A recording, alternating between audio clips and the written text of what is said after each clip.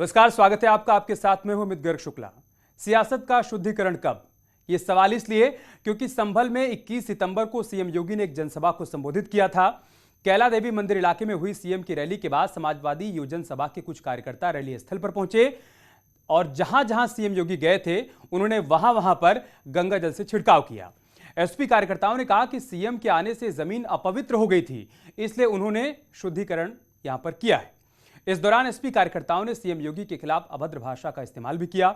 जैसे बीजेपी और पुलिस को मामले की जानकारी हुई, आरोपी एसपी नेता भावेश यादव को गिरफ्तार कर लिया गया। बीजेपी ने कहा है कि ऐसी ओछी हरकतों से सीएम योगी की लोकप्रियता पर तो कोई फर्क नहीं पड़ेगा, लेकिन पवित्र गंगा जल से भी समाजवादी पार्टी के पाप नहीं धुल पाएंगे।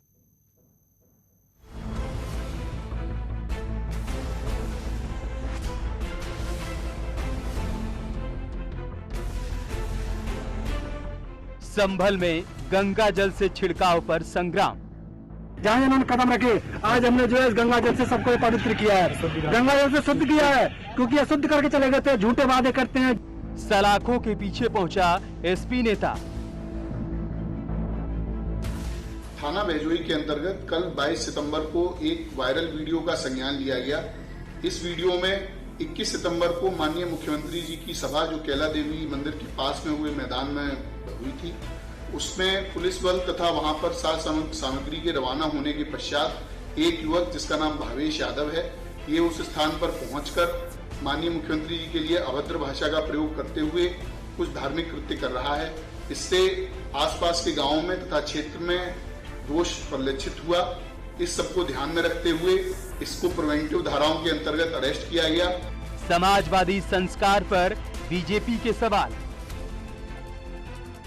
संभल में समाजवादी पार्टी के कार्यकर्ताओं की इस हरकत की हम कठोर शब्दों में निंदा करते हैं। माननीय योगी आदित्यनाथ जी आज उत्तर प्रदेश के हर जिले में जा रहे हैं और जिले में जाकर के सीधे जनता के साथ संवाद कर रहे हैं, उनके विकास कार्यों का जायजा ले रहे हैं। ये बात समाजवादी पार्टी को हजम नहीं हो रही है। वास्तविकता में समाजवादी पार्टी ने अपने शासनकाल में इतने पाप किए थे कि वो पानी से भी नहीं धुल सकते, गंगा जल से भी नहीं धुल सकते हैं।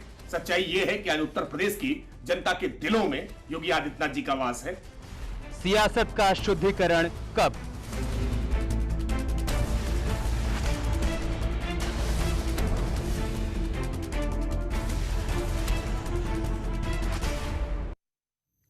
और इस मुद्दे पर चर्चा करने के लिए हमारे साथ खास मेहमान भी जुड़ चुके हैं। अभिषेक राय हमारे साथ जुड़े हुए हैं, आप समाजवादी पार्टी के प्रवक्ता हैं। शिशिर चतुर्वेदी हमारे साथ जुड़ चुके हैं, आप हिंदू महासभा से जुड़े हुए हैं। निरंजन पोद्दार जी हमारे साथ जुड़ चुके हैं, आप राजनीतिक विश्लेषक हैं। और प्रशांत वशिष्ठ हमारे साथ जुड़ चुके हैं, आप प्रवक्ता हैं भारतीय जनता पार्टी के। अभिषेक, मैं शुरुआत आपसे ही करूंगा, ये कौन सा शुद्धिकरण कर रहे हैं भाई आप लोग? जी का जो यार है वो कभी संवैधानिक पद की गरिमा को तो उन्होंने मेंटेन नहीं किया। अब महंत की गरिमा जो है उस पे भी वो आचरण कर रहे हैं। अब गंगा जल पे भी उनको आपत्ति होने लगी है। ये वही मुख्यमंत्री हैं जो एक बैकवर्ड क्लास के मुख्यमंत्री ने जब आवास छोड़ा था, सीएम आवास, तो उसे गंगा जल से शुद्धिकरण कर रहे थे। आज इन्हें गंगा जल पे भी दिक्कत होने लग गई है। तो क्योंकि इनको दिक्कत इसलिए है ना कि नमामि गंगे में करोड़ों रुपए का भ्रष्टाचार हुआ, उसमें कुछ किया नहीं इन लोगों ने। उसी तरीके से इन्होंने, जैसे गोरखपुर में बच्चों मर गए ऑक्सीजन की कमी से, उसके बारे में भी इन्होंने अभी तक किसी दोषी को सजा नहीं दी। उनके पाप से ये लोग कैसे अपने आप को बचाएंगे? तो ये चीजें हैं। माननीय मुख्यमंत्री जी को सोचना चाहिए कि जो स्वयं एक मुख्यमंत्री आवास को गंगा जल से शुद्धिकरण करते हैं, आज वो गंगा जल पे राजनीति कर रहे हैं। अभिषेक राय, तर्क कुछ ऐसे दीजिए जो समझ में आए। मेरा सवाल आपसे यह था कि वहां पर ऐसा क्या अशुद्ध हो गया था जो आप लोग शुद्ध कर रहे थे, और जो लोग वहां पर शुद्धिकरण कर रहे थे वो चरित्र से, विचार से कितना शुद्ध है, ये कौन तय करेगा? देखिए, किसी के शुद्धिकरण का प्रमाण, किसी के चरित्र का प्रमाण ना आप कर सकते ना हम कर सकते। उसके कृत्य उसको, तो फिर भावेश यादव कौन होते हैं? प्रमाण करते हैं। फिर भावेश यादव कौन होते हैं वहां पर शुद्धिकरण करने वाले? देखिए, कार्यकर्ता है वो, उनको लगा कि कैला देवी मंदिर का अपमान हुआ। कैला देवी मंदिर में माननीय मुख्यमंत्री जी गए थे, आस्था का प्रतीक था, उन्होंने कैला देवी के दर्शन नहीं किए, उन्हें लगा होगा। ठीक है, प्रशांत वशिष्ठ, उनके जो तर्क हैं वो आपने सुनी लिए। उनका ये कहना है कि उनको लगा, उनके कार्यकर्ताओं को लगा कि सीएम के वहां जाने से वो जगह अशुद्ध हो गई, कैला देवी के उन्होंने दर्शन नहीं किए, इसलिए इन लोगों ने शुद्धिकरण की जिम्मेदारी उठा ली। देखिए, ये तर्क नहीं है, कुतर्क है। आप भी समझते हैं और मैं भी समझता हूँ। हम सब जानते हैं कि जैसे कि समाजवादी पार्टी सरकार की पहचान घोटाले, भ्रष्टाचार, अपराध और अत्याचार में नित नए कीर्तिमान रहे, उसी प्रकार समाजवादी पार्टी का जो अशिष्टता, अभद्रता और अहंकार समाजवादी पार्टी की पहचान है, जिनका तन, मन, चरित्र, आचार, विचार व कृत्य सब अशुद्ध हों, वो आज शुद्धि की बात कर रहे हैं।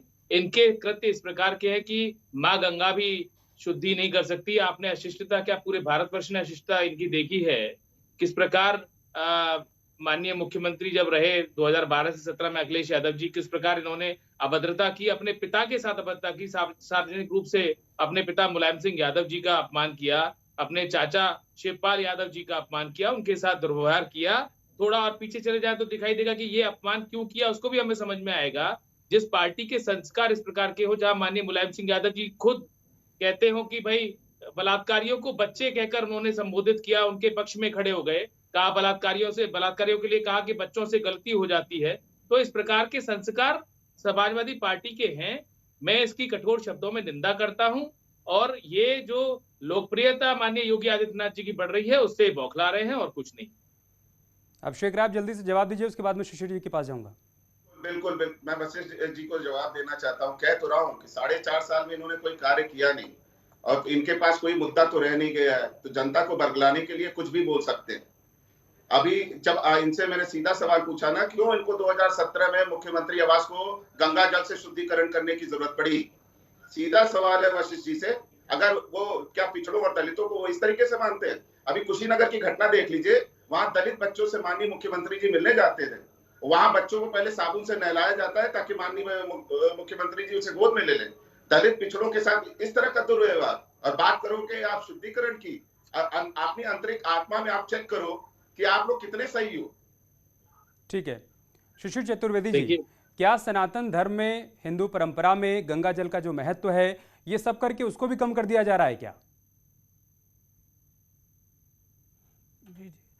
अरे ये अखिलेश जी के पापों को और मुलायम सिंह जी के जो पाप हैं, उसके लिए गंगा जल का इस्तेमाल इनको करना चाहिए। जो कहते थे मुस्लिम कन्याएं ही मेरी बेटी है, जो कांवड़ यात्रा रोकते थे, जो राम भक्तों पर गोली चलवाते थे, जो आतंकवादियों को छोड़ने की रिहाई की बात करते थे, ऐसे तमाम इनके जो खुद के पाप हैं, गंगा जल की वहाँ पर इनको ज़रूरत है। तो अपने रिवर फ्रंट घोटाला, एक्सप्रेसवे घोटाला, तमाम घोटालों से इनकी कहानियाँ लिखी गई। अपने पिता की पार्टी से उनको बेदखल करके उनकी फोटो लगा के बैठ गए। अपने सगे चाचा को लात मार के उन्होंने निकाल दिया पार्टी से। ये अपने पापों की गणना कर ले तो सबसे पहले 2-4 बूंदे गंगा जल ही, 2-4-10 बाल्टियों को पानी अपने ऊपर उड़े ले गंगा जल की, तो पहले अपने का शुद्धिकरण करें। और योगी महाराज जी जो खुद संत हैं, खुद भगवाधारी एक महंत हैं, तो उनको वो तो स्वयं में गंगा जल की तरह है, पवित्र है। अभिषेक राय जी, मैं सुन रहा था शिशिर जी को। उसी गंगा में अभी कोरोना काल में लाशें बह रही थी, तब ये लोग कह रहे थे कि लाशें बहाना एक प्रथा है। वो जो आम जनमानस में जिनको, वो एक चैनल दिखा रहा था, केवल वो लाशें केवल एक चैनल दिखा रहा था, प्रोजेक्टेड फोटो थी। देखिए इस बात को आप निगलेक्ट वो अभिषेक जी प्रोजेक्टेड फोटो थी, प्रोजेक्टेड। जी मैं आपके बीच में नहीं बोल रहा था। ठीक है, मैं निरंजन पोदार जी के पास जा रहा हूँ। निरंजन पोदार जी, ये कौन सी परंपरा की शुरुआत हो गई है सर? अभिषेक राय कह रहे हैं कि जब अखिलेश यादव ने सीएम आवास छोड़ा तो उसका शुद्धिकरण किया गया, फिर आज वही काम हम भी कर रहे हैं, जहां सीएम जा रहे हैं उन जगहों का हम शुद्धिकरण कर रहे हैं।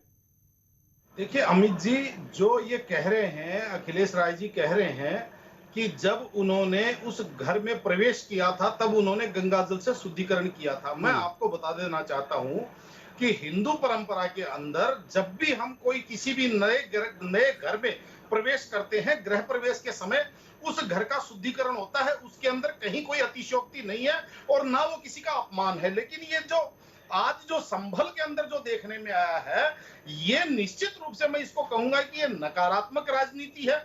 इसी नकारात्मक राजनीति ने नरेंद्र भाई मोदी जी को आज विश्व का सबसे बड़ा नेता बना दिया। और अब ये मेरे हिसाब से अगर यही नकारात्मक राजनीति विपक्ष की चलती रही तो आने वाले समय में हमारे पूज्य योगी आदित्यनाथ जी जो है वो विश्व के अगले सबसे बड़े नेता आपको दिखाई देंगे। अगर रही बात इनको शुद्धिकरण की, अगर मैं इन समाजवादी पार्टी नेता के जो कार्यकर्ता हैं, इनके नेता हैं, इनका नेतृत्व है, इनसे मैं ये पूछना चाहता हूं कि जब सड़क के ऊपर रख करके बछड़ा काट दिया जाता है, वहां पे आप गंगा जल लेकर के नहीं पहुंचते हैं, वहां पे आप शुद्धिकरण का आपके दिमाग में जो शुद्धि है वो नहीं आती है, बुद्धि है वो नहीं आती है।